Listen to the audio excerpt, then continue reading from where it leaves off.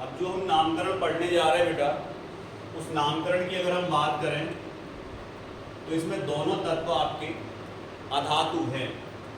पहला तत्व भी अधातु है सर, और दूसरा तत्व भी अधातु है।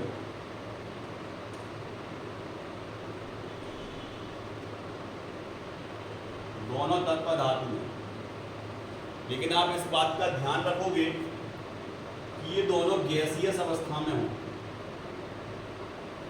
कैसी अवस्था में हो बेटा? गैसियस, गैस अवस्था में हो।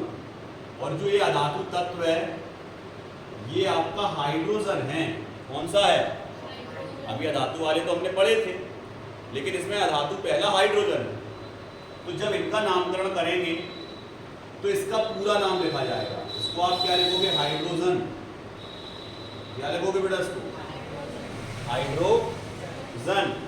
तो इसको लिखेंगे हम हाइड्रोजन,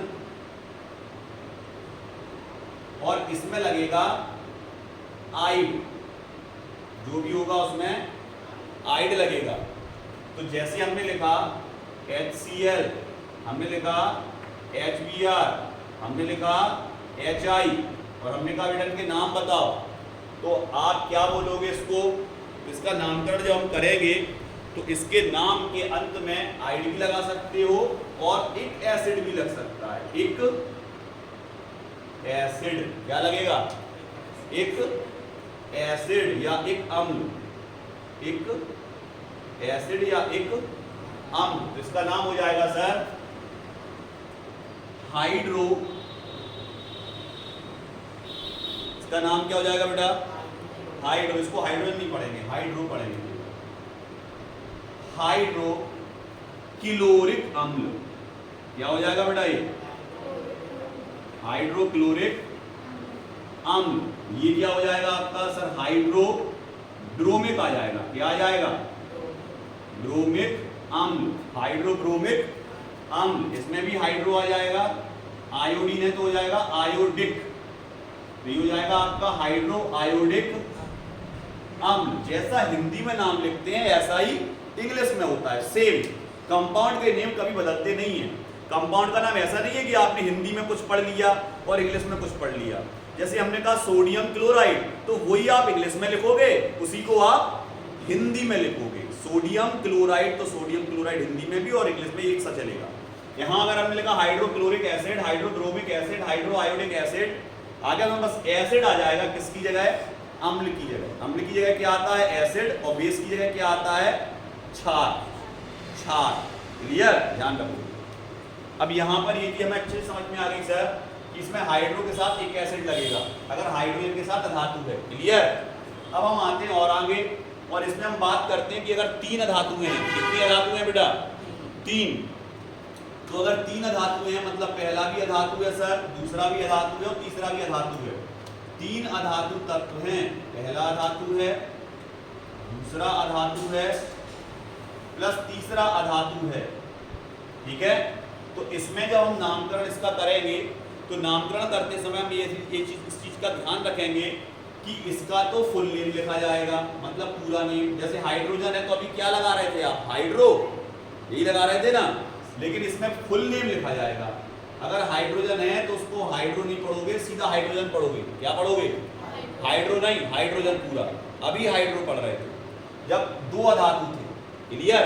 अब कितने अधातु हैं? तीन। तो इसको क्या पढ़ोगे? हाइड्रोजन। और इसका नामकरण नहीं होगा, इसके साथ एट लग जाएगा। क्या लग जाएगा? एट। मतलब ये हो जाएगा आपका हाइड्रोजन का एट, जो भी जुड़ा हो हाइड्रोजन का एट। जैसे हमने कहा H2SO4, तो इसका नाम क्या होगा? देखो नंबर मेंशन नहीं हो रहा, तो अब इसको क्या पढ़ेंगे? इसको आप पढ़ोगे हाइड्रोजन। हाइड्रोजन तो आएगा, हाइड्रोजन सल्फेट। क्या पढ़ेंगे इसको? Hydrogen sulphate. ऐसे ही अगर हमने लिखा H2CO3, तो इसको क्या लिखेंगे? Hydrogen carbonate. क्या लिखेंगे इसको? कार्बोनेट। अगर हमने लिखा H3PO4, इसको पढ़ेंगे हाइड्रोजन फॉस्फेट। क्या पढ़ेंगे बेटा? Hydrogen phosphate. इसी तरह हमने लिखा HNO3, तो इसको आप क्या पढ़ोगे? Hydrogen nitrate. Hydrogen nitrate. इसी तरह अगर हमने लिखा HClO4, इसको पढ़ोगे hydrogen chlorate. Hydrogen chlorate. Clear? कोई दिक्कत? आ गया ये चीज समझ में? अच्छे से समझ में आ गया बेटा? जहां नहीं आया वहां पूछना है, ध्यान रखना, चुपचाप नहीं बैठना है।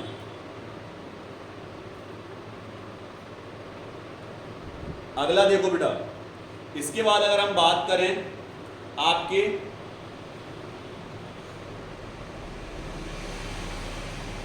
मेटल प्लस नॉन मेटल, हो गया था, ठीक है, हो गया था।